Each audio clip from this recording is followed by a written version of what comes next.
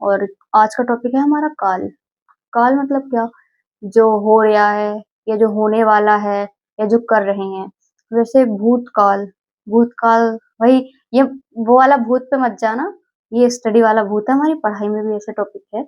भूतकाल जैसे जो हो गया हो, वर्तमान जो हो रहा है, भविष्य जो होने वाला है। तो देखते हैं, इसकी परिभाषा देखते हैं क्या है। क्रिया के जिस रूप से कार्य करने या होने का बोध हो उसे हम काल कहते हैं। काल कितने प्रकार के होते हैं? 3। नंबर 1 भूतकाल, नंबर 2 वर्तमान काल, नंबर 3 भविष्य काल। सबसे पहले हम देखते हैं भूतकाल क्या होता है। क्रिया के जिस रूप से कार्य के बीते हुए समय का संपन्न होने का बोध हो उसे भूतकाल कहते हैं। मतलब इस जो भूतकाल होता है इसमें कार्य हो चुका होता है। अब जैसे मान लो राम राम ने पढ़ाई कर ली, या राम ने मतलब मैच खेल लिया, या राम ने दिल्ली गया था, उसने अपना कार्य कर लिया, राम ने पढ़ाई कर ली, या राम ने अपने दोस्त से बात कर ली, ऐसा कुछ भी है। ये क्या है? ये भूतकाल है। और जो भूतकाल है वो भी हमारा 6 प्रकार का होता है। जैसे सामान्य भूत, असामान्य भूत, पूर्ण भूत, अपूर्ण भूत, संदिग्ध भूत, हेतु हेतुमत भूत। ये वाला भाई, जो छठा वाला ये थोड़ा कठिन होता है, ये जिस पे आ गया उसे थोड़ी दिक्कत हो जाती है। बाकी ये सामान्य भूत, इसमें क्रिया के जिस रूप से कार्य के बीते हुए समय में मतलब संपन्न होने का बोध हो, किंतु ठीक समय का बोध ना हो, मतलब इसमें कोई ठीक समय नहीं होता है, उसे सामान्य भूत कहते हैं। जैसे बच्चा गया, लड़का आया, बच्चा गया, लड़का आया, नेताजी ने भाषण दिया, वर्षा हुई। ये नॉर्मल ही है, बच्चा आया, लड़का गया, ये सब ये बहुत सामान्य भूत है, ये ज्यादा दिक्कत नहीं करता है। ठीक है, कमेंट में जरूर बताना दिक्कत करता है या नहीं। आसन्न भूत, ये क्या होता है? क्रिया के जिस रूप से यह ज्ञात हो कि क्रिया अभी अभी पूर्ण या समाप्त हुई है, उसे आसन्न भूत कहते हैं। मतलब ऐसा कोई कार्य जिससे हमें पता चले कि वो कार्य समाप्त हो चुका है, उसे हम आसन्न भूत कहते हैं। एग्जाम्पल, गाड़ी आई है, शिवम ने पत्र लिखा। अब ये शिवम ने पत्र लिखा तो ये काम पूरा समाप्त हो गया ना, शिवम ने पत्र लिख दिया। उसके बाद श्याम अभी आया है, तो श्याम अभी अभी आया है। उस पूर्णभूत जैसे क्रिया के जिस रूप से स्पष्ट ज्ञात हो कि कार्य को समाप्त हुए बहुत समय बीत चुका है। इसमें मतलब बहुत समय, जैसे कार्य बहुत पहले हो चुका हो, उसे हम पूर्णभूत कहते हैं। एग्जाम्पल, गाड़ी आई थी। अब इसमें जो है गाड़ी आई थी, वो ऐसा तो है नहीं अभी आई, वो बहुत टाइम की आ गई है, तो इसलिए हम कह रहे हैं गाड़ी आई थी। दूसरा, वर्षा हुई थी। अब वर्षा अभी होती तो हम ये बोलते ना कि वर्षा अभी अभी हुई थी। अब वर्षा होके अब मौसम अच्छा हो गया तो वर्षा हुई थी। नेक्स्ट, मैं खाना खा चुका था, तो वो खाना खा चुका था, ऐसा नहीं है कि अभी खा रहा है। तो जिसमें पूरा काम समाप्त हो जाए, मतलब काफी टाइम लग हो जाए उसमें, तो उसे हम पूर्ण भूत कहते हैं। अपूर्ण भूत जो थोड़ा आधा होता है लेकिन भूत भी होता है वो भी। क्रिया के जिस रूप से कार्य का बीते समय में होने का बोध हो, मतलब जो उसमें समय बीत जाए, बोध हो, किंतु उसकी समाप्ति अपूर्ण होने की जानकारी ना प्राप्त हो। मतलब कार्य समाप्त हो गया लेकिन उसकी वो समाप्त हो गया मतलब हमें पूरी जानकारी ना हो, उसे हम अपूर्ण भूत कहते हैं। एग्जाम्पल, बारिश हो रही थी। भाई बारिश अभी हो रही थी, अभी हमें पता नहीं है कि वो बंद हो गई या हो रही है, लेकिन हो रही थी। ये तो इसमें पूरा स्पष्ट हो रहा है कि हाँ बारिश हो रही थी। वह पढ़ रहा था। अब जब हम उसे देखा था हमने उसे, तो वो पढ़ रहा था। अब हम आ गए, अब क्या पता वो पढ़ रहा है या नहीं पढ़ रहा है, लेकिन कार्य तो अभी चल ही रहा है ना कि वह पढ़ रहा था, तो इसमें स्पष्ट नहीं हुआ है। नेक्स्ट, जैसे रामू खाना खा रहा था। रामू खाना खा रहा था, वही जब हमने देखा तो वो खाना खा रहा था, तो अभी अगर हम उसके पास नहीं है तो हम कैसे बोल सकते हैं कि वो नहीं खा रहा, क्या पता अभी भी खा रहा हो। संदिग्ध भूत क्या होते हैं? क्रिया के जिस रूप से कार्य होने में अनिश्चितता अथवा संदेह बना हो उसे हम संदिग्ध भूत कहते हैं। जैसे बच्चा आया होगा, पता कुछ नहीं है कि बच्चा आया है या नहीं, लेकिन हाँ बच्चा आया होगा। राम ने खाना खाया होगा, क्या पता राम ने खाना खाया या नहीं, लेकिन हाँ इसमें है कि राम ने खाना खाया होगा। संदेह है, मतलब कंफर्म नहीं है हाँ कि ये बात पूरी है, लेकिन संदेह है इसमें।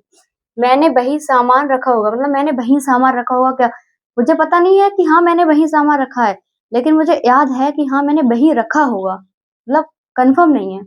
उसके बाद आता है हेतु हेतुमन भूत। जैसे जब एक क्रिया के होने या ना होने पर दूसरी क्रिया का होना या ना होना निर्भर करता हो उसे हेतु हेतुमन भूत कहते हैं। एग्जाम्पल, यदि तुमने मेहनत की होती तो तुम पास हो जाते। सबसे पहले इसमें क्या आया, तुमने मतलब पहले मेहनत की होती उसके बाद पास होते। ऐसा तो है नहीं कि पास होके मेहनत की होती तो पास हो जाते, ऐसा नहीं है ना, पहले मेहनत की होती तो पास हो जाते। अब ऐसे ही है दूसरा, यदि वर्षा होती तो फसल अच्छी होती।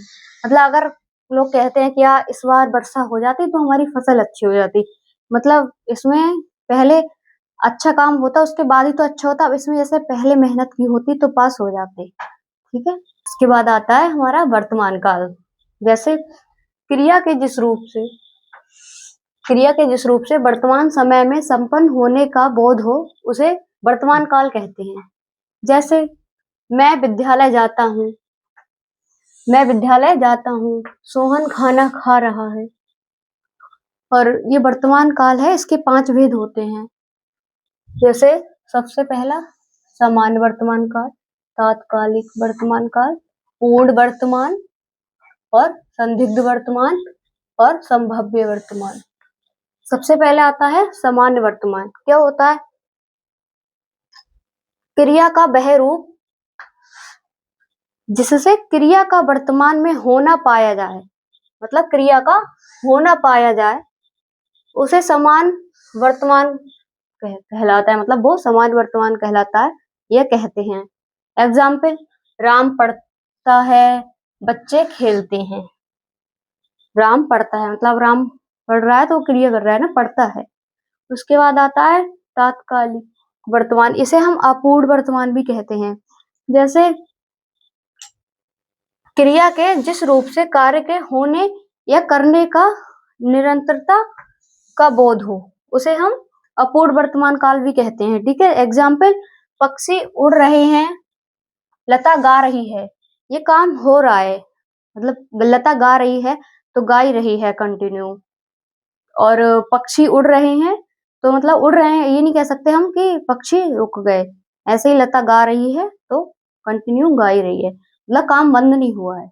उसके बाद आता है हमारा वर्तमान काल। वर्तमान काल किसे कहते हैं? क्रिया के जिस रूप से वर्तमान समय में संपन्न होने का बोध हो उसे हम वर्तमान काल कहते हैं। एग्जाम्पल, मैं विद्यालय जाता हूँ, सोहन खा रहा है। इस वर्तमान काल के भी 5 भेद होते हैं।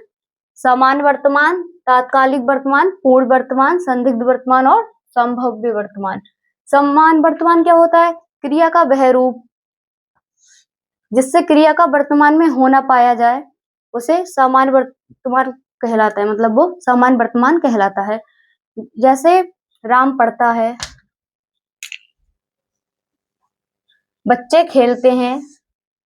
उसके बाद आता है तात्कालिक वर्तमान, जैसे इसे हम अपूर्ण वर्तमान भी कहते हैं। क्या होता है ये? क्रिया के जिस रूप से कार्य के होने या करने की निरंतरता का बोध हो, मतलब इसमें कार्य करने या होने की निरंतरता का बोध हो उसे हम अपूर्ण वर्तमान काल कहते हैं, ठीक है। अपूर्ण वर्तमान काल कहते हैं। उदाहरण, पक्षी उड़ रहे हैं, लता गा रही है। इसमें कार्य समाप्त नहीं हुआ है, ये अभी तक चल रहा है। उसके बाद आता है हमारा पूर्ण वर्तमान। क्रिया के जिस रूप से कार्य के वर्तमान में पूर्ण होने की जानकारी प्राप्त हो उसे पूर्ण वर्तमान काल कहते हैं। एग्जाम्पल, बच्चे आए हैं। उदाहरण, बच्चे आए हैं। नेक्स्ट, मेरी जेब में 10 रुपए हैं। मतलब पता चल रहा है कि मेरी जेब में 10 रुपए हैं। उसके बाद आता है स- संदिग्ध वर्तमान। क्रिया के जिस रूप से क्रिया के होने में संदेह प्रकट हो उसे संदिग्ध वर्तमान कहते हैं। उदाहरण, बच्चे स्कूल जा रहे हैं होंगे, बच्चे स्कूल जा रहे होंगे, माँ खाना बना रही होगी। मतलब इसमें संदेह है, ये जरूरी नहीं है कि माँ खाना बना ही रही होगी, इसमें संदेह है कि हो भी रहा होगा ऐसा काम और नहीं भी हो रहा होगा। उसके बाद आता है संभाव्य वर्तमान। जैसे क्रिया के जिस रूप से पता चले कि कार्य के वर्तमान काल में कार्य के वर्तमान काल में पूरा होने की संभावना हो, मतलब इसमें कार्य को पूरा होने की संभावना हो, उसे संभाव्य वर्तमान कहते हैं। जैसे हो सकता है वह आया हो, जैसा तुम्हारे यहाँ कोई आ रहा है, अभी तक वो आया नहीं है, तब तुम्हें क्या लगेगा, क्या अब तुम बाहर हो, क्या अब तुम्हें लगेगा क्या पता वो आ गया हो। उसके बाद वह आई हो तो उसे मेरी चिट्ठी दे देना। वह आई हो तो हो सकता है वह आया हो, मतलब संदेह है इसमें, मतलब पक्का पता नहीं है कि वो आया होगा, संदेह है इसमें कि वह आया होगा। अब इसके बाद है वह आए तो उसे मेरी चिट्ठी दे देना। अब अभी आई तो नहीं है ना, पता नहीं है, लेकिन अगर आए तो उसे मेरी चिट्ठी दे देना, इसमें संदेह है, पूरा नहीं हुआ है ये।